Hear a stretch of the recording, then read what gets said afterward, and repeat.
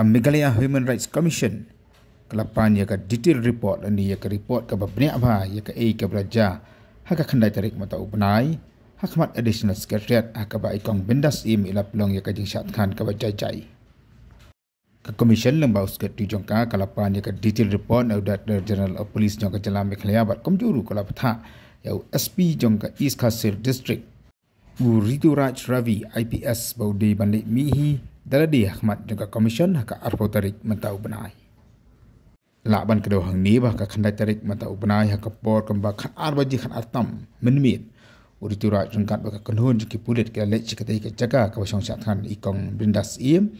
bat tak jeng temu ban rak jubor dan ban kit jubor di ispa hospital na kamta ban lek ya ka medical check up ndai haka tai ka por da don kin ngalam sang bahalang kan khon gila patai khabor ki ba persya ya kan ka jeng lek jong pulit ban haka tai ka mi luk la don ka jeng kenok na ki ba bon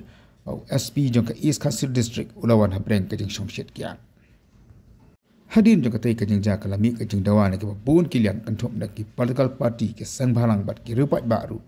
baka sarkar dan dikatakan pulit ka diban penistom yang ni pulit officer ubalai ka tai ka por bat thlam kon ka jeng sngoru na kon ta ka ni ka long kami ngate ya ka metrunga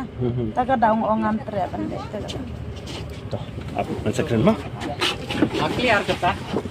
clear ada translate English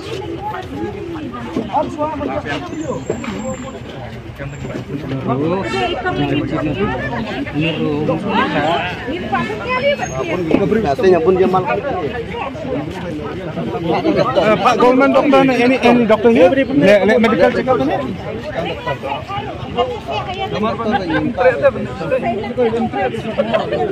It's up to you to send your government doctor here. Dari itu lima raman hang mengibat. Dari itu lima. Dari kemun yang lima raman.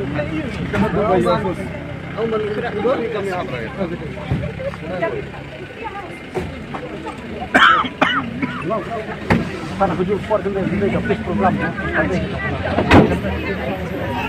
Stand first!